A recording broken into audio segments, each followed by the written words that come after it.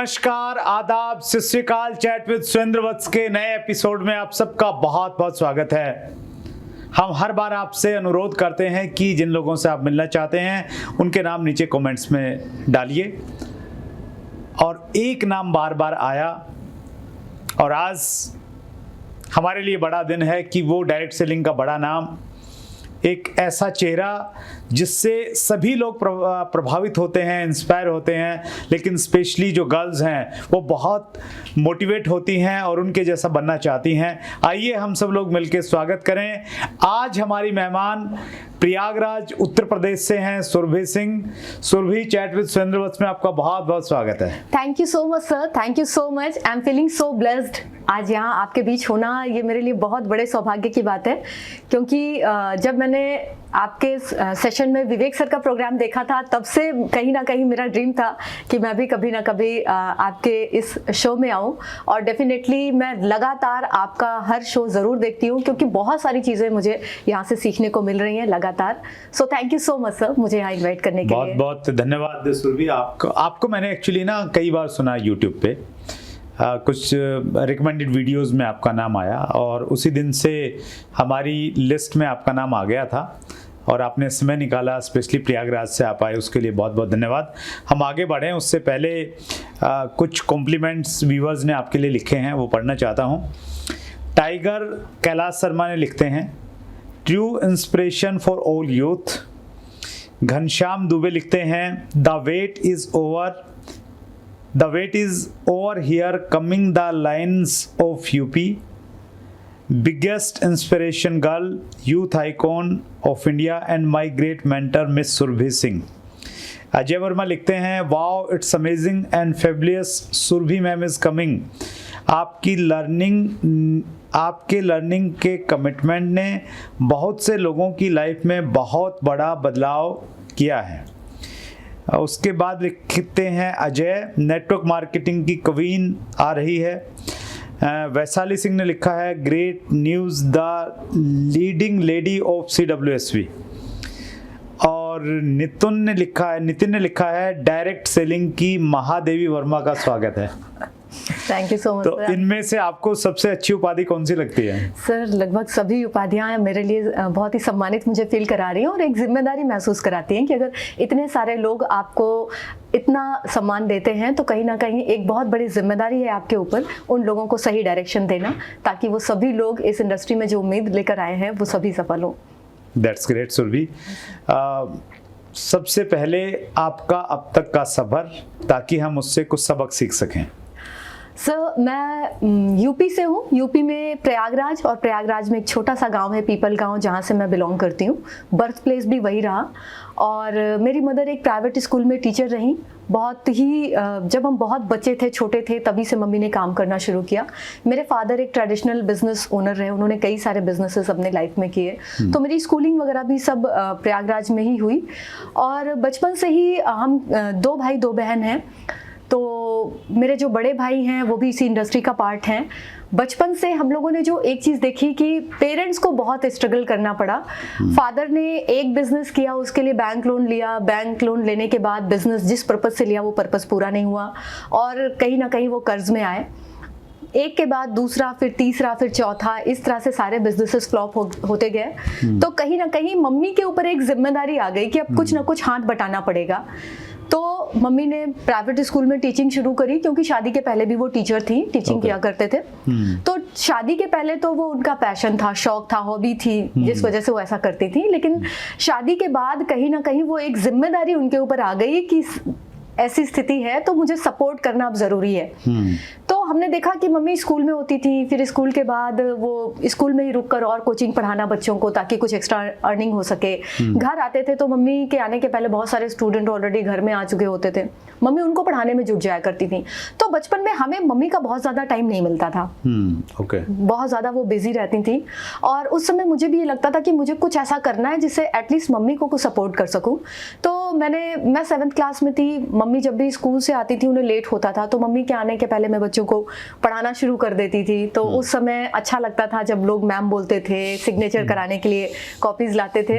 तो वो मैंने शुरू किया। धीरे धीरे आसपास के जो गार्जियन थे उन्होंने मम्मी को बोला कि ठीक है मैम, अगर आप लेट हो जाते हैं, नहीं आ पाते हैं तो भी कोई दिक्कत नहीं, आपकी बेटी अच्छा पढ़ाती है, तो अगर ये भी पढ़ाएगी तो हमें कोई दिक्कत नहीं है। तो शुरू में तो मुझे अच्छा लगा, क्योंकि वो बहुत अर्ली एज में वो रिस्पेक्ट जो मिलनी शुरू हुई वो मुझे बहुत अच्छा लग रहा था।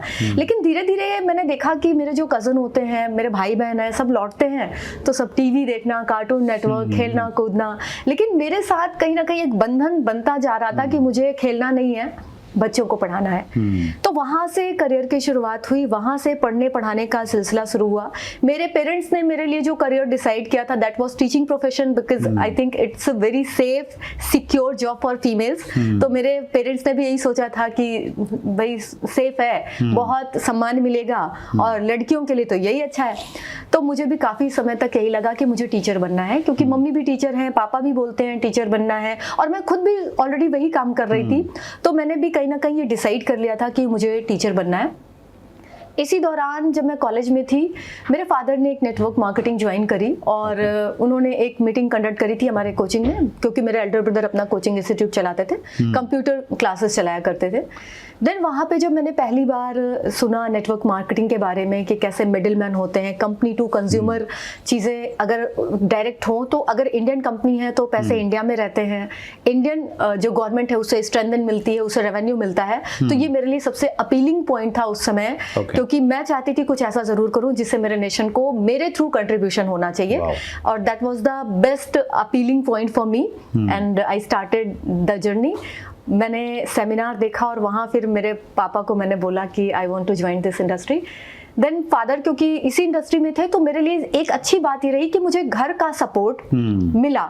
इस काम को करने के लिए घर वालों ने कभी नहीं कहा कि ऐसा कैसे, ये तो बुरी चीज़ है या इसमें करियर है या नहीं। जबकि उस टाइम पे अगर मैं देखूं तो आसपास इस इंडस्ट्री में कोई फीमेल अचीवर नहीं थी जिसको मेरे पापा देखते और कहते कि देखो वो है, वैसा तुम्हें बनना है। कौन से साल की बात है सुरभि? ये सर बात है आई थिंक 2010 की। 10 की। Yes sir. तो उस समय नो वन वाज देयर, मतलब पापा ने जब मैंने स्टार्ट किया तो उनका खूब सपोर्ट मुझे मिलता था। लेकिन कहीं ना कहीं कुछ टाइम के बाद मुझे लगा कि एक बाउंड भी है, क्योंकि पापा कहते थे किसी से मिलना है तो उन्हें अपने इंस्टीट्यूट बुला के मिलो, घर पे बुलाओ, किसी के घर नहीं जाना है।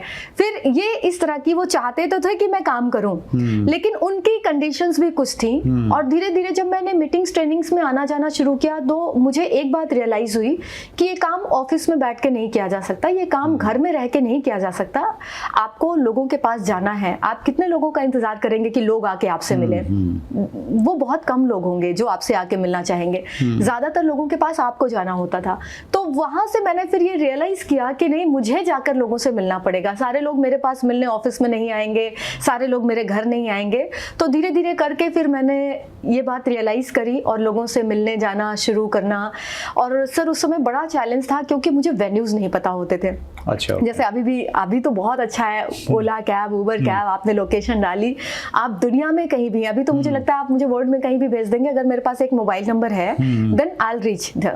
लेकिन उस समय मैं कई सारे ऐसे मैंने मीटिंग्स किए हैं जहाँ पे मैं लोकेशन पे पहुंच नहीं पाई और मुझे वापस आना पड़ा विदाउट एनी मीटिंग। अच्छा। क्योंकि वेन्यूज में ढूंढ नहीं पाती थी।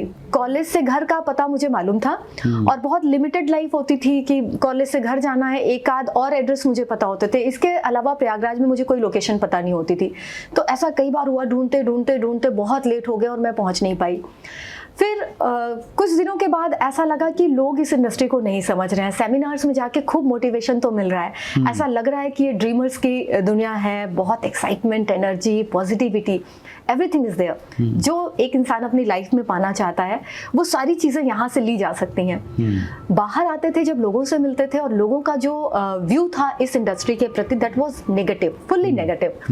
लोग आपको सेल्स गर्ल समझते थे, अच्छा साबुन तेल मंजन बेचते हो, अच्छा। तो ऐसी लोगों की दृष्टि थी क्योंकि लोग इस इंडस्ट्री को नहीं समझ पा रहे थे। फीमेल होने के कारण मुझे लगता है चैलेंजेस थोड़े और बड़े थे।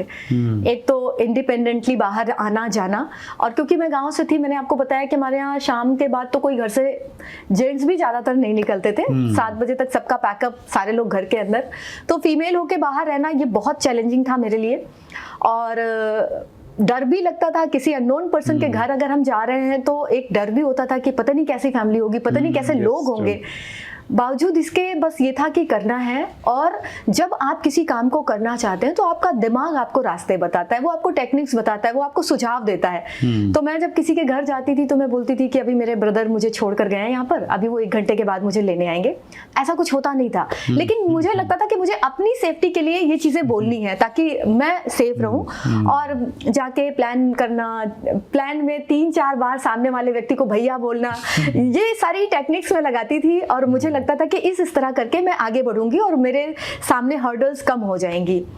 तो इस तरह से सर मैंने शुरुआत करी और धीरे धीरे करके मुझे कुछ रिजल्ट्स मिलने शुरू हुए। चैलेंजेस बहुत सारे थे, लेकिन बावजूद इसके कि अगर आपका कमिटमेंट लेवल बहुत हाई है और आप में पेशेंस है, क्योंकि ये इंडस्ट्री आपसे बहुत सारा पेशेंस मांगती है, तो मुझे लगता है पेशेंस के साथ अगर आप लर्निंग एटीट्यूड के साथ जमे रहने की स्थिति में रहते हैं कि आप जमे रहेंगे, आप क्विट नहीं करेंगे, तो आप अगर क्विट नहीं करने की जिद पर हैं तो सफलता फिर मजबूर है आप तक आने के लिए। और मुझे लगता है कुछ ऐसा ही मेरे साथ हुआ। अपलाइंस मिले, उनके मेंटरशिप में मैंने जब सीखना शुरू किया, एक सही डायरेक्शन मिला, तो चीज़ें जो सोच कर आए थे वो चीज़ें पॉसिबल होनी शुरू हो गई। That's great, wonderful. सुरभि, आपकी अब तक की स्टोरी से एक तो हम लोग ये सीखें कि बीइंग ए फीमेल थोड़े इश्यूज तो हैं, लेकिन हाँ उसके तरीके निकाले जा सकते हैं और पेशेंस चाहिए, सबसे इम्पोर्टेंट जो आपने शेयर किया। और फैमिली की सपोर्ट ज़रूरी है। आपके साथ में ऐसा था, फादर पहले से थे नेटवर्किंग में, तो आपको सपोर्ट मिल गया। और जो फीमेल हैं वो करना चाहती हैं, तो उनको आप क्या गाइड करेंगे? फैमिली की सपोर्ट लेना ज़रूरी है, और लें तो फिर किस प्रकार से लें? यस सर, ये बहुत ज़रूरी है, क्योंकि जब आपको फैमिली सपोर्ट मिलता है देन आप बाहर से अगर लोग आपको नहीं भी अच्छा रिस्पॉन्स दे रहे हैं तो भी आप मूव ऑन करेंगे, आप कैरी ऑन रखेंगे अपनी जर्नी को। लेकिन अगर घर से लोग टांग खिंचाई शुरू करते हैं, सवाल पूछना शुरू करते हैं, तो कहीं ना कहीं मन आधा होता है, आप टूटना शुरू हो जाते हैं। तो फैमिली सपोर्ट अच्छा है, और ये मेरे लिए अच्छा रहा कि फादर इंडस्ट्री में थे, वो मुझे उन्होंने इंट्रोड्यूस किया, तो वो कभी भी बहुत ज़्यादा रोका टोकी कर नहीं सकते थे, क्योंकि मेरे पास था कि भाई लेकर तो आप आए हैं, तो कैसे आप रोक सकते हैं। लेकिन अदर मैं जगहों पे बात करूँ तो यस, हमें पर्पसफुली अपनी फैमिली को इस एनवायरनमेंट में लेकर आना चाहिए। और मुझे लगता है कि इसका बेस्ट वे है कि अगर आप अपनी फैमिली को इन्वॉल्व करना चाहते हैं तो अपनी फैमिली में हम होम मीटिंग्स के कल्चर को सर लेके चलते हैं। आप अपने घर में अगर होम मीटिंग्स कंडक्ट करते हैं, अपने अप्लाइंस को बुलाते हैं, तो उस समय अपनी फैमिली से ज़रूर इंट्रोड्यूस कराइए, ताकि उन्हें पता हो कि आप किस तरह के लोगों के साथ काम कर रहे हैं, किस तरह का कल्चर है उन लोगों का। और जब आपकी फैमिली भी आपके टीममेट से मिल लेती है, आपके अपलाइन से मिल लेती है, देन वो थोड़ा सा सेफ और सिक्योर फील करते हैं। उन्हें ये पता चलता है कि नहीं, यहाँ पे जेंटलमैन लोग हैं, पढ़े लिखे लोग हैं, अच्छे लोग हैं, अच्छे संस्कारों वाले लोग हैं। तो जब उन्हें ये रियलाइज होना शुरू हो जाता है, उनकी सक्सेस आप दिखा पाते हैं, तो कहीं ना कहीं वो भी इमेजिन करने लगते हैं कि जो सक्सेस उनके पास है वो सक्सेस कभी मेरे परिवार में भी आ सकती है। तो धीरे धीरे करके वो फैमिली सपोर्ट मिलना शुरू हो जाता है। तो ज़रूर अपनी अपलाइन से अपनी फैमिली को इन्वॉल्व कराएं, मिलाएं उन्हें, और अपनी फैमिली को जब भी मौका मिले तो आप इवेंट्स में जरूर लेकर जाएं। तो इस तरह से धीरे धीरे करके, एक बार में तो नहीं, लेकिन धीरे धीरे करके आप फैमिली सपोर्ट को गेन कर सकते हैं। That's great. व्यूअर्स के कुछ क्वेश्चन लेता हूं सुरभि। Yes sir. ये प्रश्न है मुकेश महाता का। हमारी माताओं बहनों को घर से निकलने के बाद विशेष तौर पर टीम में अपनी छवि के ऊपर किस तरीके से ध्यान रखने की आवश्यकता है? किन किन बातों का विशेष तौर पर ध्यान रखना है ताकि लोग उनके बारे में कुछ बुरा न सोचें? सर, बहुत बड़ी जिम्मेदारी होती है ये, क्योंकि अगर आप वर्किंग वुमन हैं और अगर आप वर्क करना चाहते हैं और खासकर नेटवर्क मार्केटिंग इंडस्ट्री में हैं, देन आपकी इमेज, आपकी जो छवि है, क्योंकि बहुत सारे लोग आपको फॉलो करना शुरू कर देते हैं। जब आप इस इंडस्ट्री में निकलते हैं तो धीरे धीरे करके एक ऐसा ग्रुप आता है जो आपको अपना आइडियल मानना शुरू करता है, वो आपको अपना रोल मॉडल बनाते हैं, आप जैसा दिखना चाहते हैं, आप जैसी अचीवमेंट लेना चाहते हैं। तो यहाँ पर एक बहुत बड़ी जिम्मेदारी आपके साथ होती है, और यहाँ पर मुझे लगता है कि हर पर्सन को, फीमेल्स और फीमेल्स के साथ अदर, मैं अगर बात करूं हर किसी को, अगर सफलता को हम अपनी एक जिम्मेदारी मानते हैं तो आप गलती से भी गलती नहीं करने वाले एटीट्यूड में हमेशा रहेंगे। आपको ये पता है कि आपके पीछे बहुत सारे लोग हैं जो आपकी जैसा है या आपके पीछे चल रहे हैं, तो अगर आप एक गलत स्टेप लेते हैं तो आपका वो एक गलत स्टेप हजारों लोगों के लिए एक ऐसा मैसेज होता है कि वो भी अगर आपको फॉलो कर जाते हैं। तो एक लीडर को हमेशा सोच समझ के बहुत सारे डिसीजन लेने चाहिए। और फीमेल्स की बात करें तो ऑब्वियसली आपको घर से थोड़ी बहुत फ्रीडम मिलनी शुरू होती है, जो अगर मैं अपनी ही बात करूं तो अगर मैं इस इंडस्ट्री में नहीं होती तो मेरे लिए इतनी फ्रीडम जो आज मुझे मिल रही है, ये सोच पाना भी बहुत मुश्किल की बात है। तो आपके ऊपर एक जिम्मेदारी है कि अगर आपका परिवार आप पे भरोसा करता है, आप पे विश्वास करता है, आपको कहीं भी आने जाने की परमिशन दे रहे हैं, तो आपको उनके विश्वास को बना के रखना होता है। अगर आप उनके विश्वास को बना के रखेंगे तो आगे की जर्नी भी आपके लिए इजी रहेगी। और अदरवाइज क्या होगा कि आप जैसे ही उनका विश्वास आपसे उठेगा, आपके लिए बहुत सारे फिर हर्डल्स आएंगे, आपको रोक दिया जाएगा और फिर आप अपने सपनों से अछूते रह जाएंगे। दैट्स ग्रेट, बहुत बढ़िया सुरभि। अगला प्रश्न हम लोग लेते हैं, शिवानी पृथ्वी का प्रश्न है, मैम आपकी टीम में मोस्टली जो सीरियसली आपके बिजनेस पार्टनर हैं वो 35 to 40 एज ग्रुप के लोग हैं जो काफ़ी अच्छा वर्क कर रहे हैं, तो आपने being a student and girl कैसे इतना स्ट्रॉन्ग नेटवर्क बनाया? तो ये पूछना चाहते हैं कि अगर किसी की एज कम है, कोई स्टूडेंट है और वो अगर अपनी से बड़ी उम्र के लोगों को बिजनेस में लाना चाहता है तो कैसे लेके आए और कैसे उनके साथ में काम करें? बिल्कुल सर। और इनिशियली अगर आप स्टूडेंट हैं और आपने इस इंडस्ट्री में कदम रखा है तो ये चैलेंज आपको ज़रूर होगा, क्योंकि जो लोग आपसे सीनियर हैं, आपसे एल्डर हैं, कहीं ना कहीं एज से वो आपकी नॉलेज को जज करते हैं। वो एज से आपके, उन्हें लगता है कि जितनी इनकी उम्र है उतना तो हमारा तजुर्बा है। ऐसे ऐसे डायलॉग भी आपको सुनने को मिलते हैं। और मुझे याद है एक इंसिडेंट मुझे खुद अपने साथ जो हुआ, मुझे एक कॉलोनी में जाके मीटिंग करनी थी और वो मीटिंग थी एयरफोर्स में जो लोग जॉब कर रहे थे उस कॉलोनी में मीटिंग करनी थी। तो वहाँ से कॉल आई कि मैम, मैं ऑन द वे थी, मैंने कहा बस मैं पहुँच रही हूँ। तो लोग वेट कर रहे थे कि आपकी मैम आ जाएंगी, बात बताएंगी कुछ। जब मैं वहाँ पहुँची तो उन्हें पता ही नहीं चला कि मैम आ भी चुकी हैं। अब मैं बैठ गई और फिर ये हुआ कि चलिए बातचीत शुरू करते हैं। तो उन्हें जैसे ये पता चला कि मैं कुछ बताने वाली हूँ तो अचानक से उन्होंने मतलब मीटिंग नहीं सुनी। वो एक आप कह सकते हैं कि मेरे लिए बहुत ही झटका था कि उन्होंने सिर्फ मुझे एज से जज किया कि ये लड़की क्या बताएगी, इसको खुद ही कितना पता होगा। इतना सुनने के बाद तो मतलब मुझे लगा कि बहुत अपमानित हो रही हूँ। और उन्होंने सुना नहीं, उन्होंने कहा कि आप इन्हीं लोगों को बता दीजिएगा, जो होगा मैं इनसे जान लूंगा, और वो चले गए। तो वो मेरे लिए एक बहुत झटका था, बहुत बड़ा झटका था। और मुझे लगता है अगर आप स्टूडेंट हैं, एक दो एक्सपीरियंसेस आपके साथ ऐसे भी हो रहे हैं तो भी आपको गिव अप नहीं करना है, आपको टिके रहना है, क्योंकि ये अनुभव भी आपके लिए एक कहानी बनेंगे। जब आप सफल होंगे तो आप लोगों को ये बताएंगे कि ऐसी यात्रा आपने भी करी है। लोगों को ऐसा नहीं लगे कि आपको तो सब अच्छे अच्छे लोग मिल रहे थे या आपको कभी ऐसे ऑब्जेक्शंस नहीं मिले। नहीं, हर किसी को ये ऑब्जेक्शंस को ओवरकम करना पड़ा है। और मुझे भी लोग ऐसा ही बोलते थे, अरे लड़की ये क्या बताएगी, ये तो अभी शुरुआत कर रहे हैं, इन्हें क्या पता होगा। इन्हें, मेरे मामा ने मुझे बोला, मैं उनके पास जब गई थी, मैंने मामी को समझाया प्रोडक्ट के बारे में, प्लान के बारे में, तो उन्हें मेरी बात समझ में आई। लेकिन क्योंकि डिसीजन लेने वाले तो मामा थे, अब जब उन्होंने मामा को बोला कि ऐसा ऐसा ये बता रही है ऐसा, तो पहले तो उन्होंने सुना और फिर उन्होंने बोला कि देखो ये सारे काम करने वाले नहीं है, ये काम अच्छे नहीं होते हैं, तुम पढ़ने में अच्छी हो, पढ़ाई पे ध्यान दो और इन सारे कामों से। तो ये इनिशियली सभी ने झेला है, सभी को ये बताया गया कि आप इस इंडस्ट्री के लिए नहीं हैं या ये इंडस्ट्री टिकाऊ नहीं है। आप यहाँ पर देखो ना कौन कामयाब है, और सच में किसको दिखाते हैं, उस समय तो कोई दिख नहीं रहा था आसपास जिसको हम दिखाए कि ये व्यक्ति सफल है और इनके जैसा बनना है। तो ऐसे ही रास्तों से गुजर के आपको वो लोग मिलेंगे जो लोग आपके ऊपर विश्वास करेंगे। हर व्यक्ति नहीं करेगा, कोई व्यक्ति आपकी उम्र का, आपकी नॉलेज का, इसीलिए अगर आपको लग रहा है कि आप बहुत अर्ली एज में इस इंडस्ट्री में है, देन यू आर ब्लेस्ड। अगर किसी व्यक्ति ने 40s में जर्नी स्टार्ट करी, अगर आपने 20th में जर्नी स्टार्ट करी है, तो आप 20 साल पहले हैं, आप 20 साल ज्यादा फायदा ले सकते हैं, आप 20 साल तक उस सक्सेस को एंजॉय कर सकते हैं, बशर्ते आपको अपने ऊपर काम करना है, ताकि आप जब बोलें तो लोग आपकी उम्र भूल जाएं, वो लोग भूल जाएं कि आप कितनी एज के हैं। क्योंकि बहुत सारे लोग ऐसे हुए दुनिया में जो बहुत कम एज में बहुत बड़ी बड़ी जिम्मेदारियां लोगों ने निभाई हैं। तो मैं हमेशा अपने आप को उनसे रिलेट करती थी। मैंने सुना था झांसी की Rani Lakshmibai at the age of 23 वो एक मॉर्टियर बन चुकी थी। तो आप सोचिए कि हर किसी के साथ, तो हर किसी ने अपनी लड़ाई खुद से लड़ी है। आप बोलें तो लोग उम्र ना देखें, आपका अनुभव ऐसा हो, आपकी नॉलेज ऐसी हो, आपके कंटेंट पे आपकी पकड़ इतनी होनी चाहिए।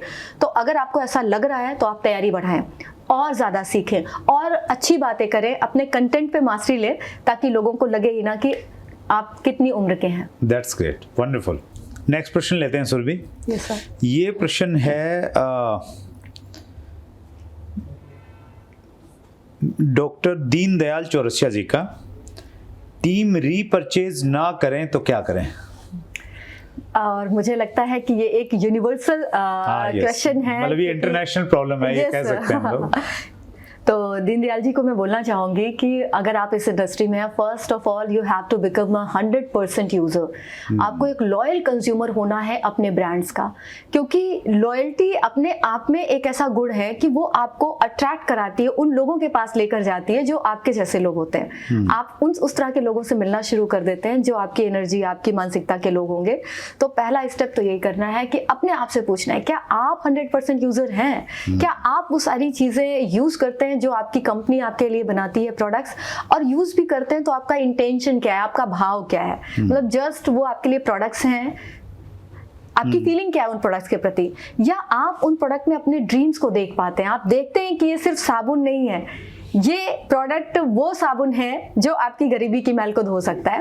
आपकी फीलिंग क्या है उन प्रोडक्ट्स के प्रति, क्योंकि इससे आपका जो एक इमोशनल अटैचमेंट है उन प्रोडक्ट के प्रति वो बढ़ता है, गहरा होता है। और मुझे याद है, मैं तो अपने ब्रांड के अलावा किसी प्रोडक्ट को कभी नहीं यूज करती थी, और मैं जहां जाती भी थी वहां पे भी मैं डिमांड करती थी कि इसी ब्रांड के प्रोडक्ट होने चाहिए। तो आपका लॉयल होना बहुत जरूरी है।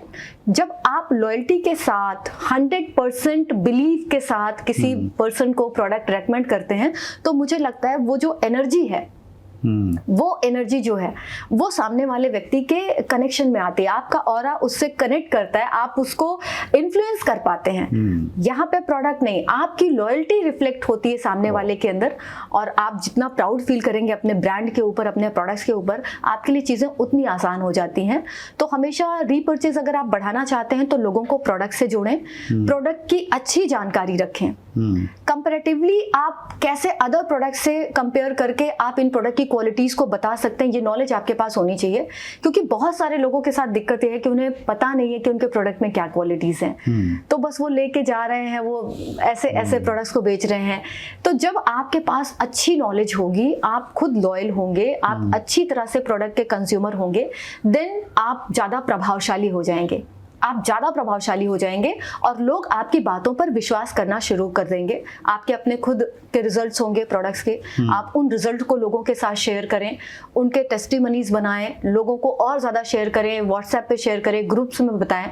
तो जितना ज्यादा वो रिजल्ट्स को देखते हैं उतना ज्यादा उनका बिलीव प्रोडक्ट्स के ऊपर बढ़ना शुरू हो जाता है। तो ये जरूर करना चाहिए। That's great, wonderful wonderful Surabhi. Next प्रश्न लेते हैं हम लोग। संदीप जायसवाल जी का प्रश्न है, एक स्टूडेंट डायरेक्ट सेलिंग को करते हुए अपने स्टडी लाइफ में टाइम मैनेजमेंट कैसे करें? ओके। और आपने जब स्टार्ट किया तो उसमें आप स्टूडेंट थे? Yes sir. तो आप बहुत प्रैक्टिकली उसका रिप्लाई कर सकते हैं। Yes sir. मुझे लगता है संदीप जी कि जब भी कोई स्टूडेंट होता है, और ये बहुत ज़रूरी है कि आप जब स्टूडेंट हैं तभी आप डिसाइड करें कि आपको क्या करना है। और आज नेटवर्क मार्केटिंग एक ऐसी इंडस्ट्री बन चुका है जो स्टूडेंट्स के लिए सबसे ज़्यादा, मुझे लगता है कि अगर आप स्टूडेंट हैं तो आपको सबसे पहले इस इंडस्ट्री के बारे में जानना चाहिए और अपने करियर को आप यहाँ पर देख सकते हैं। जिस तरह से आप सोचते हैं कि आपको ये पढ़ाई करनी है, डॉक्टर बनना है, इंजीनियर बनना है, एडवोकेट बनना है, आज एक बहुत ही ग्रोइंग इंडस्ट्री है नेटवर्क मार्केटिंग। आप इसे अपने करियर के रूप में देखें। और जैसे ही मैं बोलती हूँ करियर, इट मीन्स कि आपको साल देने हैं। अब करियर की बात हो रही है, अब टाइम पास की बात नहीं हो रही कि कुछ दिन करके हम देखते हैं, क्योंकि लोगों का एटीट्यूड होता है चलो करके देखते हैं, चलेगा तो चलाएंगे, नहीं चलेगा तो पापा की दुकान, पापा का बिजनेस, नहीं तो ये कर लेंगे। तो सबसे पहली चीज आप अपने विकल्प हटाइए। आपके पास जो भी अदर ऑप्शनल चीजें हैं उनको हटाइए। पढ़ाई के साथ साथ हम बहुत सारी चीजें करते हैं। मैंने खुद भी देखा है, मेरे साथ के भी जो स्टूडेंट्स थे पढ़ाई के साथ वो हॉबीज कोर्सेज किया करते थे। बहुत सारे लोग पढ़ाई के साथ क्रिकेट खेला करते थे, स्विमिंग सीखा करते थे, हॉबी कोर्सेज ज्वाइन किया करते थे। तो सबने सब कुछ पढ़ाई के साथ ही किया है। तो अगर इतनी सारी चीजें मैनेज की जा सकती हैं तो why not this industry? You can do it because it's all related to management. It's all related to time management. और आज कोई भी काम अगर आप शेड्यूल में करें तो आप देखेंगे आप अपना बहुत सारा समय बचा सकते हैं, क्योंकि 24 आवर्स सबके पास है। आप देखें कि आपको स्टडी के लिए इतना टाइम देना है, इसके बाद ये समय मुझे यहाँ के लिए देना है। तो जैसे ही आप मैनेजमेंट में आते हैं, टाइम मैनेज करना शुरू करते हैं, आपके लिए चीजें बहुत ईजी हो जाती हैं। और जिन्हें ये नहीं आता है, जो ऐसा नहीं करते हैं, तो स्टूडेंट होते हुए पढ़ाई में भी वो अच्छा नहीं कर सकते, क्योंकि 6 सब्जेक्ट पढ़ने हैं, 4 सब्जेक्ट पढ़ने हैं, आपके पास टाइम मैनेजमेंट है नहीं, आपने कोई टाइम टेबल बनाया नहीं है। तो आपको एक जो इंटरेस्टिंग सब्जेक्ट होगा आप उसमें अच्छा ही स्कोर करेंगे, बाकी में आप फेल हो जाएंगे। तो इसका मतलब सिर्फ ये है कि आपने टाइम टेबल नहीं बनाया और आपने सबको टाइम डिवाइड नहीं किया कि कितने घंटे आप किस सब्जेक्ट को देने वाले हैं। तो यहाँ पर भी वही चीजें हैं। अगर आप एक बार देख लें कि आपको पढ़ाई के लिए इतना समय देना है, इसके बाद ये काम के लिए मुझे इतना समय देना है, 2 से 3 घंटे इनिशियली स्टेज में बहुत सफिशिएंट है। अगर आप एक बिगनर हैं तो 2 से 3 घंटे 4 घंटे ही आपके लिए सफिशिएंट होगा, और वो टाइम फिर उस काम के अलावा कहीं नहीं जाना चाहिए। अगर आप स्टार्ट कर रहे हैं देन वो टाइम का मतलब है कि फिर वही काम करना है, फिर दूसरे काम करना है, फिर दूसरे काम सब नहीं करना। That's great, wonderful Surabhi. अंतिम प्रश्न ले रहा हूँ, ऋषि कुमार का प्रश्न है, नेटवर्क मार्केटिंग में लोगों की धारणाएं इतनी नेगेटिव क्यों हैं?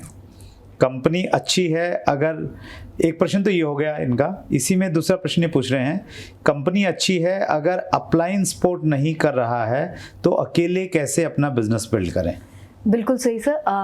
अपलाइन सपोर्ट एक बहुत इस इंडस्ट्री में अपलाइन का सपोर्ट बहुत बड़ी चीज़ है कि अगर आपके पास अपलाइन का एक सपोर्ट सिस्टम है देन आप गलतियां करने से बचते हैं। आप उनके अनुभव से सीखते हैं तो बहुत सारी गलतियां करने से बच जाते हैं, बहुत सारा समय आपका खराब होने से बच जाता है। और मुझे लगता है कि अगर आपके पास अपलाइन सपोर्ट नहीं है तो आपका एटीट्यूड आपकी सफलता में सबसे बड़ा रोल प्ले करता है। और अगर आपके अपलाइन ने आपको सिस्टम दे दिया है, ज्वाइन करा दिया है, तो आप उनकी जिम्मेदारी का मतलब, अगर वो इसके आगे आपको कुछ भी ना बताएं तो भी अब ये आपकी रिस्पॉन्सिबिलिटी है कि आगे की यात्रा कैसे करें। वो बताते हैं देन यू आर ब्लेस्ड, अगर वो नहीं बताते even then you are blessed, because now you have the opportunity. आपके पास वो मौका है अपने आप को साबित करने का कि आप अब ग्रो करके दिखाइए, आप हीरो बन सकते हैं। अब आप जिम्मेदारी लीजिए। अपलाइंस आपको रास्ता ही दिखा सकते हैं, चलना आपको पड़ेगा। तो जितना उन्होंने बता दिया, जितना उन्होंने आपको दे दिया है, आप उसके प्रति कृतज्ञ रहें, उतने के प्रति कृतज्ञ रहें, और उसके बाद अपनी यात्रा खुद करें, क्योंकि अल्टीमेटली आपकी यात्रा है और करनी आपको पड़ेगी। और रही बात जो इन्होंने दूसरा प्रश्न पूछा है कि नेगेटिविटी, ऑफ कोर्स इस इंडस्ट्री के प्रति नेगेटिविटी है लोगों के मन में, क्योंकि बहुत साल तक लोगों ने लोगों को स्ट्रगल करते ही देखा। बहुत सारे लोगों को देखा गया कि वो 2 साल 3 साल 4 साल से बिजनेस में हैं, या तो उनके कार्य करने के तरीके में गलती हो, पद्धति में गलती हो, और अगर आप लंबे समय तक सफल नहीं होते हैं तो कहीं ना कहीं एक क्वेश्चन मार्क आता है। लोग आपको उदाहरण देकर बोलते हैं देखो वो भी तो 4 साल से कर रहा है, वो सफल नहीं है। तो लोग पूरी की पूरी इंडस्ट्री को ब्लेम करते हैं, जबकि हो सकता है कि उस व्यक्ति के कार्य करने का तरीका ही सही ना हो, ये भी हो सकता है। तो और दूसरी तरफ सर मुझे लगता है कुछ ऐसी कंपनीज भी आती हैं जो स्कीम्स को लेकर आती हैं जो एथिकल नहीं होती हैं। तो ऐसी, अब क्योंकि एक बिगिनर होता है, उसे इस इंडस्ट्री को जानने में, समझने में समय देना होता है, स्टडी करनी पड़ती है, तब जाके आपके पास वो नॉलेज आती है कि उन सारे चमकते पत्थरों में कैसे आप उस डायमंड को उठा सके। इसके लिए भी नॉलेज की जरूरत होती है। तो आपको थोड़ा समय देना है, सीखना है कि एक सही कंपनी का भी चुनाव कैसे करें, और जब आपने चुनाव कर लिया है तो पेशेंस के साथ टिक जाएं। आपकी सफलता कितने सारे नकारात्मक विचारों को बदल सकती है, आपकी अपनी सफलता कितने लोगों के लिए एक एग्जाम्पल बन सकती है, कितने लोग आपका उदाहरण देंगे और बोलेंगे कि देखिए ये सफल हुए हैं तो आप भी हो सकते हैं। तो अगर आपके आसपास ऐसे व्यक्ति नहीं है तो आपके पास मौका है, आप सफल होकर दिखाइए और लोगों को एक उदाहरण प्रस्तुत करिए कि लोग आपको अपना उदाहरण माने। That's great, wonderful Surabhi. आप बोले जा रही थी और मैं उसमें खो रहा था, और मैं ये सोच रहा था कि कितनी कम उम्र में आपके पास में कितनी अच्छी विजडम है, कितना अच्छा आप जो चीज़ आप बोल रहे हैं ना वो अनुभव से निकली हुई चीज़ थी। और मुझे लगता है डायरेक्ट सेलिंग की यही सबसे बड़ी खूबी है कि ये बहुत कम उम्र में आपको बहुत मैच्योर बना देती है। उसी मैच्योरिटी के साथ आपने प्रश्नों का जवाब दिया।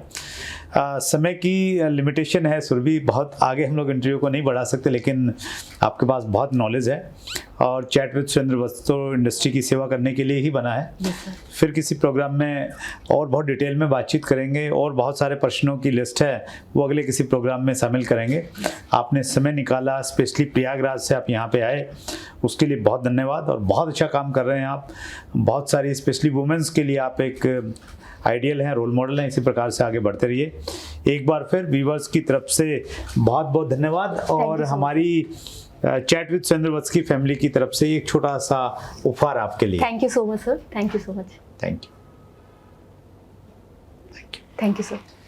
सो ये थी सुरभि सिंह, यूथ आइकॉन है, सभी यूथ को प्रेरित करती हैं और आज उन्होंने आपको भी प्रेरित किया, आपको बताया कि किस प्रकार आप इस इंडस्ट्री में आगे बढ़ सकते हैं, किस प्रकार आपका एटीट्यूड होना चाहिए और स्पेशली बीइंग ए वुमेन आप किस प्रकार से आगे काम कर सकते हैं और किन किन लोगों से आप प्रभावित हैं, किन किन से मिलना चाहते हैं। कमेंट्स में उनके नाम लिख दीजिए, हम प्रयास करेंगे उनको उसी प्रकार से बुलाएं जिस प्रकार सुरभि सिंह जी को आज हम आपके बीच में लेके आए। अगले मंगलवार को रात्रि 8 बजे फिर एक किसी बड़ी शख्सियत से मुलाकात होगी। अगर चैनल को सब्सक्राइब नहीं किया है तो मालूम कैसे चलेगा कि कौन आ रहे हैं? सब्सक्राइब कर दीजिए, बेल आइकन दबा दीजिए। अगले मंगलवार को फिर मिलेंगे।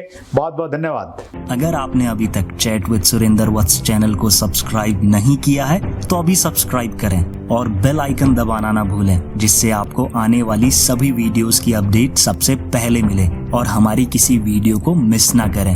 वीडियो को ज्यादा से ज्यादा शेयर और लाइक करके अपना प्यार जरूर दें।